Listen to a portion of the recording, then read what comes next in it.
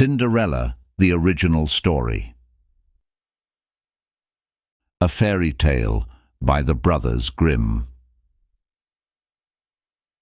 There was once a rich man whose wife lay sick, and when she felt her end drawing near, she called to her only daughter to come near her bed, and said, "Dear child, be pious and good, and God will always take care of you, and I will look down upon you from heaven, and will be with you."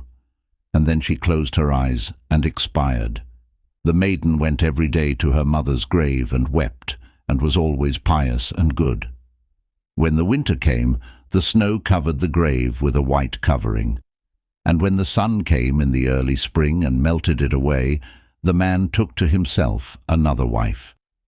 The new wife brought 2 daughters home with her, and they were beautiful and fair in appearance, but at heart were black and ugly. And then began very evil times for the poor stepdaughter. "Is the stupid creature to sit in the same room with us?" said they. "Those who eat food must earn it. Out upon her for a kitchen maid." They took away her pretty dresses, and put on her an old grey kirtle, and gave her wooden shoes to wear. "Just look now at the proud princess, how she is decked out," cried they, laughing, and then they sent her into the kitchen. There she was, obliged to do heavy work from morning to night, get up early in the morning, draw water, make the fires, cook and wash. Besides that, the sisters did their utmost to torment her, mocking her and strewing peas and lentils among the ashes, and setting her to pick them up. In the evenings, when she was quite tired out with her hard day's work, she had no bed to lie on, but was obliged to rest on the hearth among the cinders. And as she always looked dusty and dirty, they named her Cinderella. It happened one day that the father went to the fair, and he asked his 2 stepdaughters what he should bring back for them. "Fine clothes," said one. "Pearls and jewels," said the other.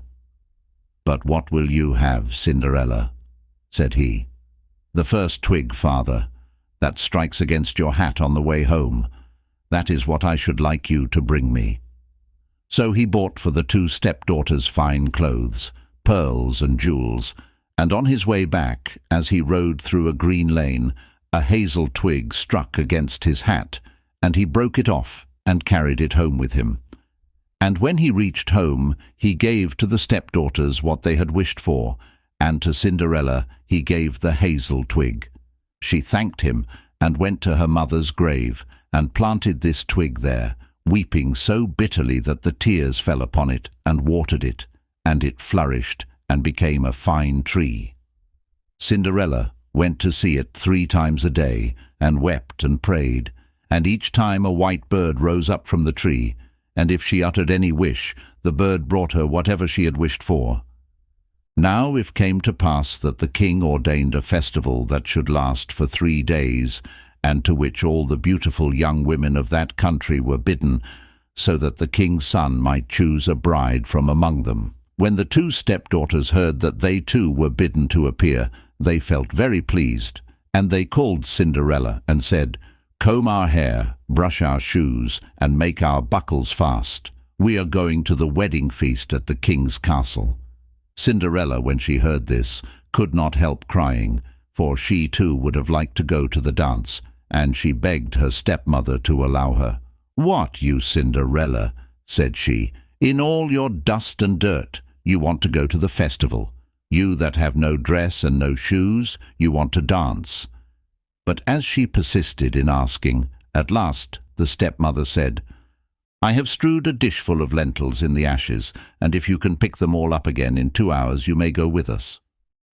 Then the maiden went to the back door that led into the garden, and called out, "O gentle doves, O turtle doves, and all the birds that be, the lentils that in ashes lie, come and pick up for me.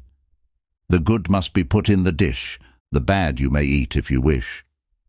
Then there came to the kitchen window 2 white doves, and after them some turtle doves, and at last a crowd of all the birds under heaven, chirping and fluttering, and they alighted among the ashes. And the doves nodded with their heads, and began to pick, peck, pick, peck, and then all the others began to pick, peck, and put all the good grains into the dish. Before an hour was over, all was done, and they flew away.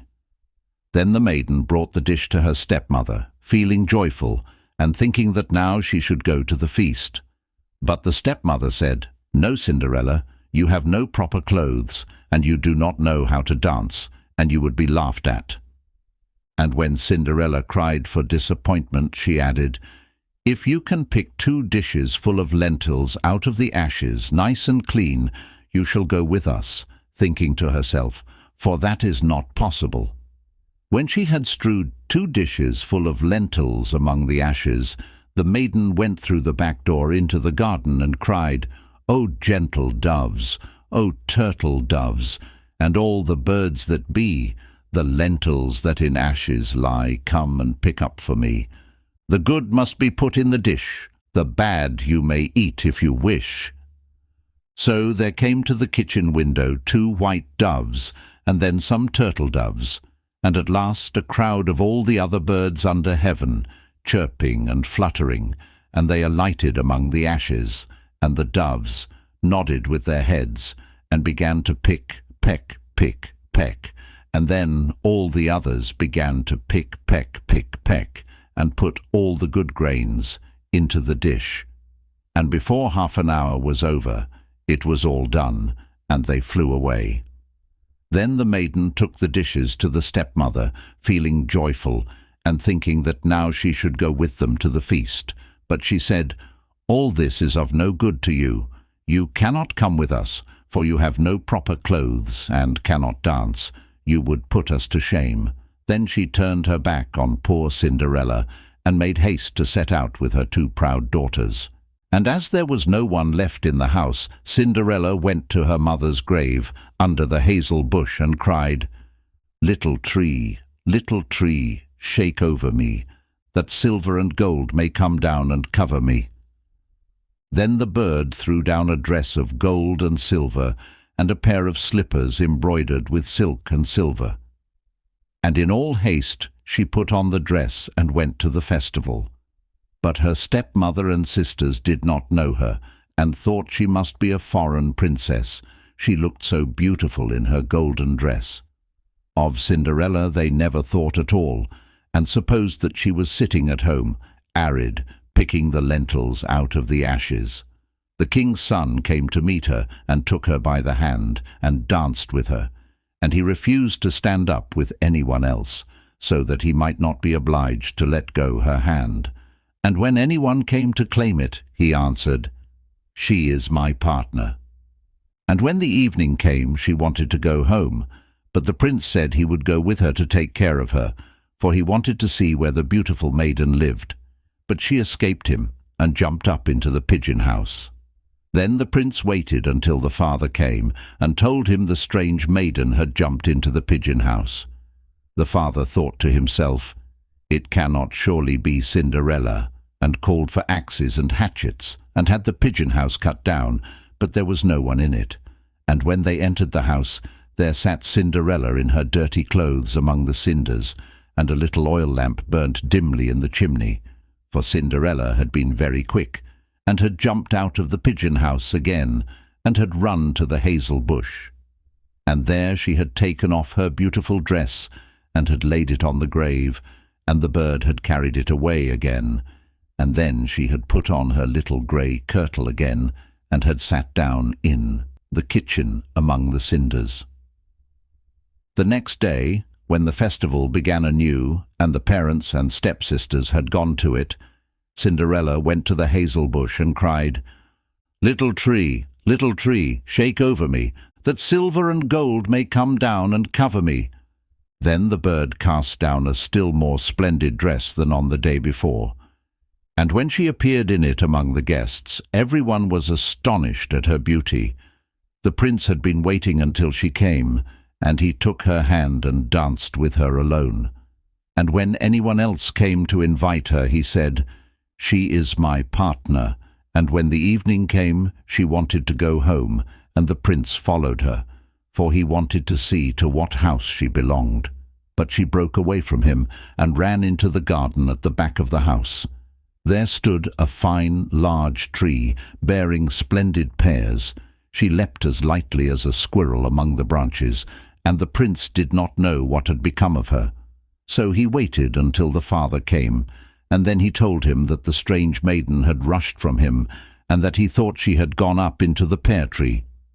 The father thought to himself, "It cannot surely be Cinderella," and called for an axe and felled the tree, but there was no one in it.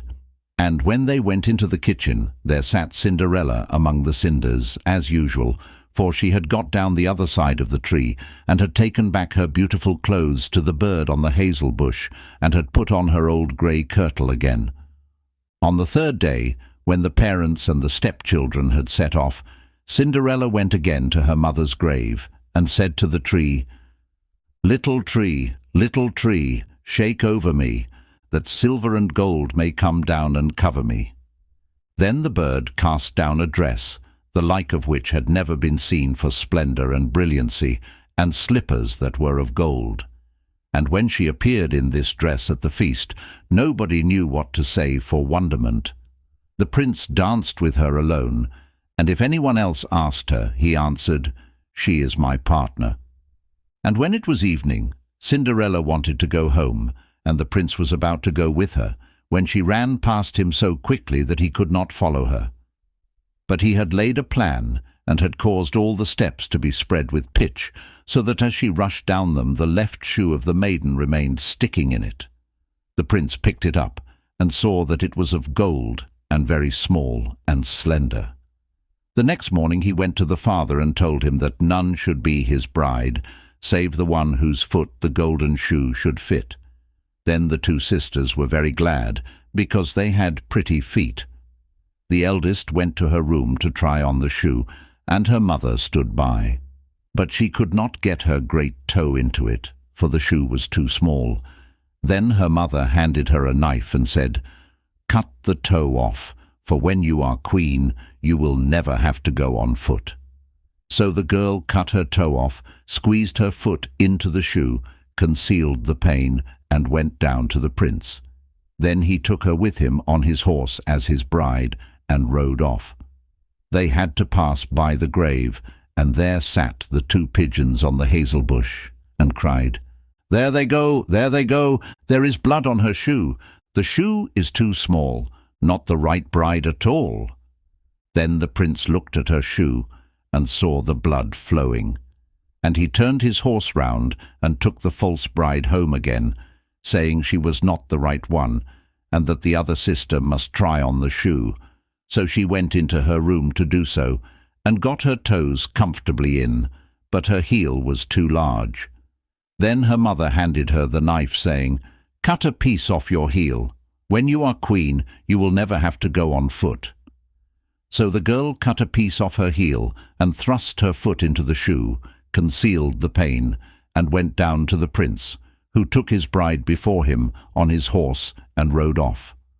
When they passed by the hazel bush, the two pigeons sat there and cried, there they go, there is blood on her shoe, the shoe is too small, not the right bride at all." Then the prince looked at her foot, and saw how the blood was flowing from the shoe, and staining the white stocking, and he turned his horse round, and brought the false bride home again. "This is not the right one," said he. "Have you no other daughter?" "No," said the man, "only my dead wife left behind her a little stunted Cinderella.